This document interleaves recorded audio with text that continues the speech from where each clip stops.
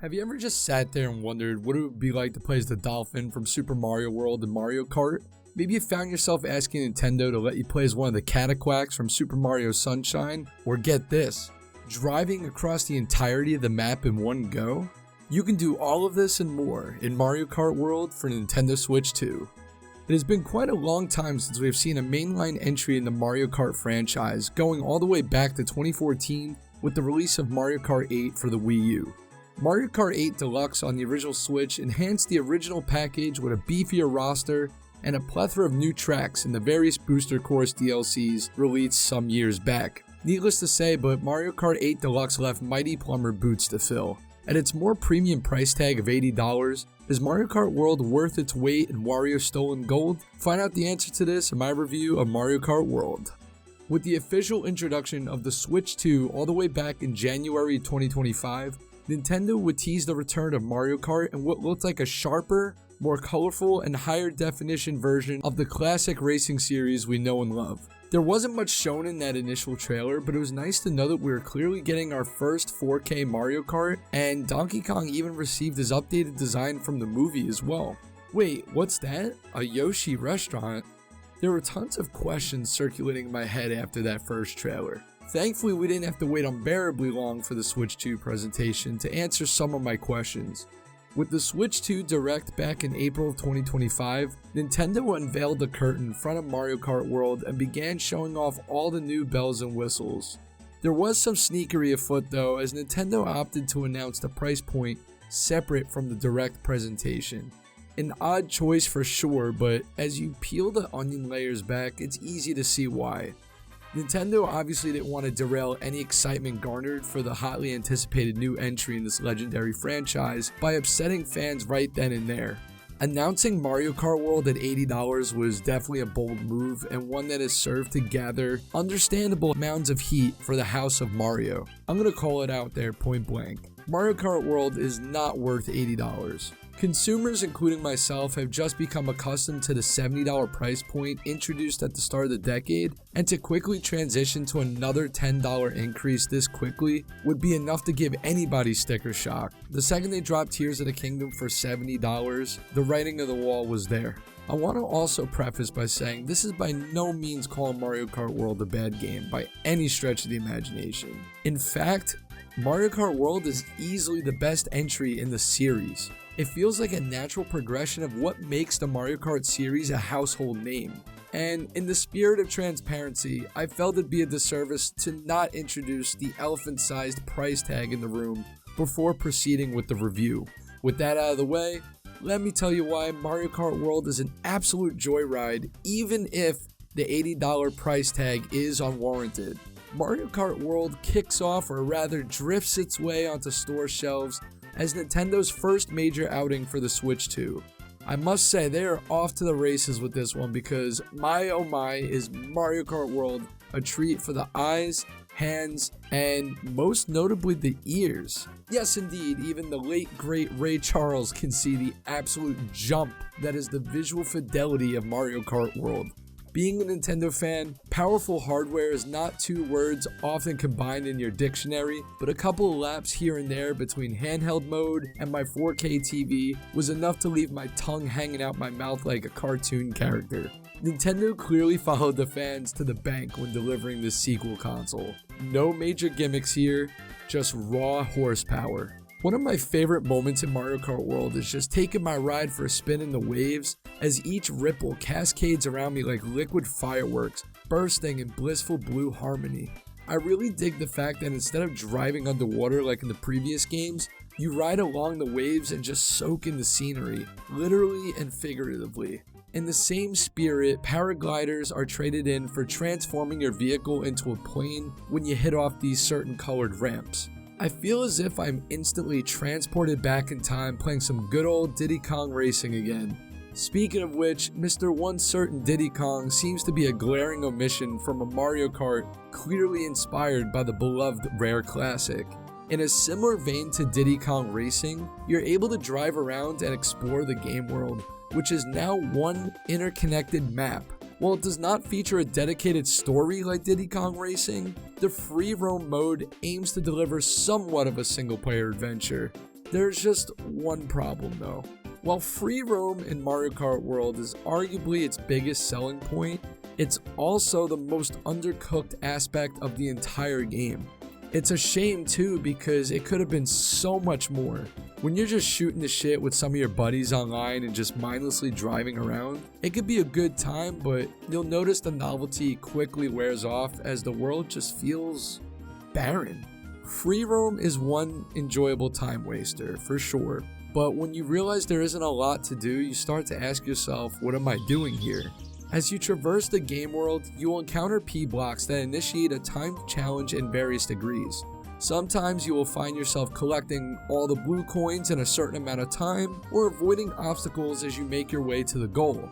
These can prove to be an enjoyable challenge that had me retrying on more than one occasion, as some are pretty difficult. The most fun I had spent in free roam mode is trying to unlock all the outfits for all the racers, and the game is loaded with them.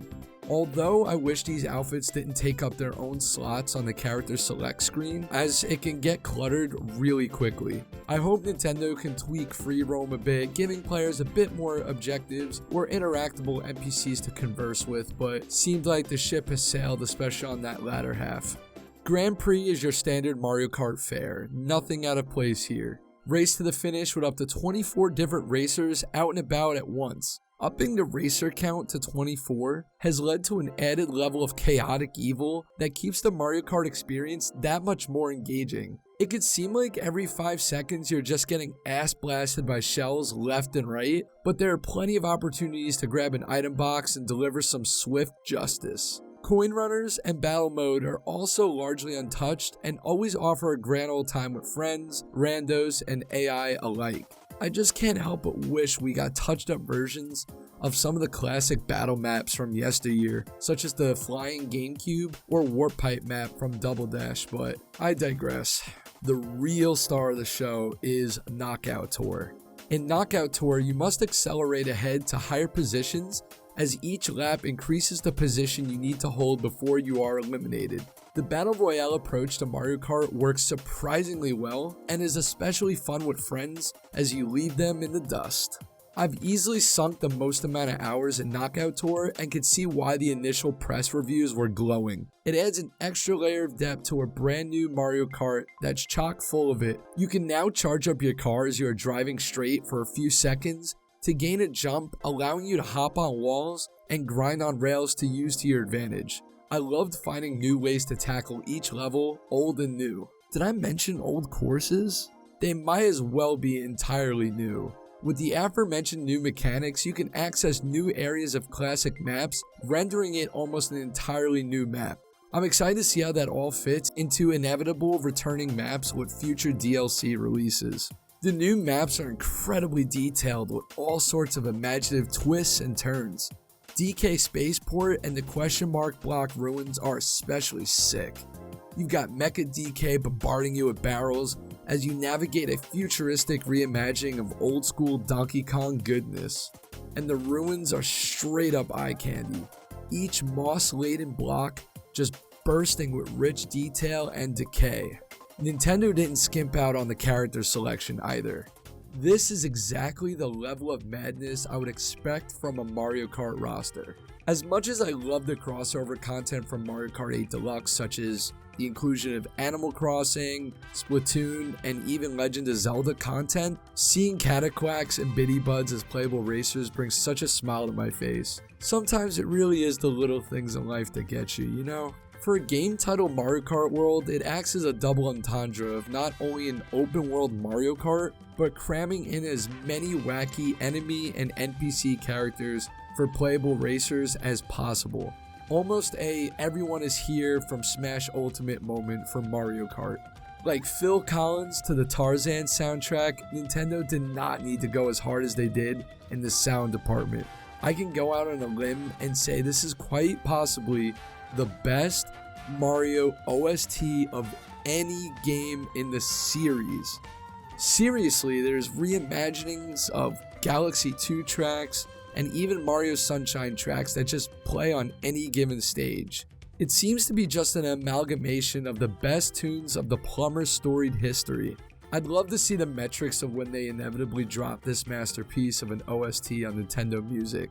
It'll no doubt be one of the most standout soundtracks offered on the service. It's a shame there's no official way to listen to all the songs as of yet, but I will be patiently awaiting Nintendo, so get on it. The rearrangements are just straight earworms, dog. I don't typically dig worms, especially anywhere near my eardrums, but I'll make an exception just this once. Overall, Mario Kart World is easily the best entry to the long-running money-making machine franchise that sells consoles. I am still puzzled though as to how the company can justify an $80 price tag outside of just because. Sadly, I do see Mario Kart World as a Trojan horse of pushing through gamers' wallet barriers, as for a lot of folks, and myself included, people will put aside the extra bit of dough to make sure that we can afford Mario Kart World or any future big release from Nintendo. Against my usual gamer code of having everything physical, I decided to opt for the $500 bundle with the download included. I cannot justify paying an additional $30 for just a red case that'll sit nice on the shelf. It was not my first choice for a launch title, even with the new free roam mode. It just doesn't make for that meaty day one single player driven experience I come to expect, especially from a console launch for Nintendo. But any hiccups aside, Mario Kart World is a must own and blows away its predecessors by a solid margin. With an OST that'll melt your brain with serotonin dumps, gorgeous 4K 60 visuals, wacky character inclusions, a decent free roam experience, and much more, Mario Kart World is undoubtedly an instant classic. Although $70 would have been a much fairer price for the content offered. There you have it, guys. Those are some of my thoughts about Mario Kart World. Sound off below. Let me know what you think of the game. Have you picked up a copy for yourself yet? I'd really like to know what you guys think below. And as always, like, comment, subscribe, and look forward to new Switch 2 content in the future.